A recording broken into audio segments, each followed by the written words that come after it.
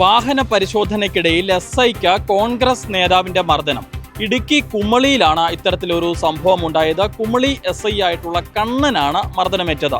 കുമളിയിലെ കോൺഗ്രസ് നേതാവും ബ്ലോക്ക് പഞ്ചായത്ത് മെമ്പറുമായിട്ടുള്ള ബിനോയിയുടെ നേതൃത്വത്തിലുള്ള സംഘമാണ് പോലീസ് ഉദ്യോഗസ്ഥരെ മർദ്ദിച്ചത്. ഈ സംഭവത്തിൽ ഇപ്പോൾ ബിനോയ് ഉൾപ്പെടെ 3 പേർക്കെതിരെ കുമളി പോലീസ് കേസെടുക്കുകയും ചെയ്തിട്ടുണ്ട്. ഇന്നലെ വൈകുന്നേരം 7 മണിക്ക് ശേഷമാണ് ഈ സംഭവം ഉണ്ടാകുന്നത്. SI ആയിട്ടുള്ള കണ്ണനും പോലീസ് ഡ്രൈവറും ചേർന്ന് കുമളി വെള്ളാരംകുന്ന് ഭാഗത്ത് വാഹന പരിശോധന നടത്തുകയായിരുന്നു. ഈ സമയത്താണ് ഒരു ജീപ്പിൽ 2 ആളുകൾ അതുവഴി എത്തുന്നത്. പോലീസ് ആ വാഹനം തടഞ്ഞു നിർത്തി അവരെ പരിശോധിക്കുകയും ചെയ്തു. ബ്രത്ത് അനലൈസർ ഉപയോഗിച്ചുള്ള പരിശോധനയിൽ ഈ വാഹനം ഓടിച്ചിരുന്ന വ്യക്തിയും ഒപ്പം ഉണ്ടായിരുന്ന ആളും മദ്യലഹരിയിലാണ് എന്ന് പോലീസ് കണ്ടെത്തുകയായിരുന്നു. ഇതേ തുടർന്ന് ഇനി യാത്ര തുടരാൻ അനുവദിക്കില്ല, നിങ്ങളെ കസ്റ്റഡിയിൽ എടുക്കുകയാണ് എന്ന് പോലീസ് ഇവരെ അറിയിച്ചതിന് പിന്നാലെ കോൺഗ്രസ് നേതാവായിട്ടുള്ള ബിനോയിയെ ഇവർ സ്ഥലത്തേക്ക് വിളിച്ചു വരുത്തുകയായിരുന്നു. ബിനോയ് സ്ഥലത്തെത്തിയതിന് ശേഷം ഇവർക്കെതിരെ കേസെടുക്കാൻ പറ്റില്ല, വാഹനം വിട്ടു നൽകണം, ഇവരെ വിട്ടു നൽകണമെന്ന് പോലീസിനോട് ആവശ്യപ്പെടുന്നു. എന്നാൽ ഇത് പോലീസ് ഉദ്യോഗസ്ഥൻ സമ്മതിക്കാതിരുന്ന ഘട്ടത്തിലാണ് ഇരുവരും തമ്മിലൊരു വാക്ക് തർക്കം ആദ്യഘട്ടത്തിൽ ഉണ്ടാകുന്നത്. അതിനുശേഷം ഈ വാഹനവും വിട്ടു നൽകാൻ പറ്റില്ല എന്ന് പോലീസ് അറിയിക്കുന്നു. കാരണം നിലവിൽ ആ സ്ഥലത്തുള്ള ആളുകളെല്ലാം മദ്യപിച്ച് ലക്കുകെട്ട അവസ്ഥയിലാണ്.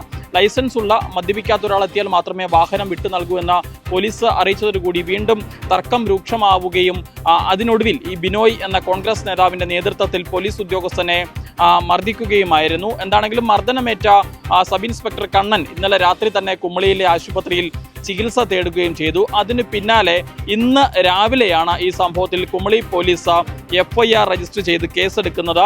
ഇപ്പോൾ 3 പേർക്കെതിരെയാണ്, 3 പേരെ പ്രതിയാക്കിക്കൊണ്ടാണ് കേസെടുത്തിരിക്കുന്നത്. വെള്ളാരംകുന്ന് സ്വദേശിയായിട്ടുള്ള തങ്കച്ചൻ, കോൺഗ്രസ് നേതാവ് ബിനോയ്, ഒപ്പം കണ്ടാൽ അറിയാവുന്ന മറ്റൊരാൾ എന്നിവരെയാണ് പോലീസ് പ്രതി ചേർത്തിരിക്കുന്നത്. എന്താണെങ്കിലും ഈ കേസെടുത്തതിന് പിന്നാലെ ഇവർ ഒളിവിൽ പോയി എന്നുള്ളതാണ് പോലീസ് പറയുന്നത്. ഇവർക്ക് വേണ്ടി തിരച്ചിൽ നടത്തിയെങ്കിലും ഇവരെ കണ്ടെത്താൻ സാധിച്ചിട്ടില്ല. ഗുരുതര വകുപ്പുകൾ ചുമത്തിക്കൊണ്ട് തന്നെയാണ് ഇവർക്കെതിരെ പോലീസ് കേസെടുത്തിരിക്കുന്നത്.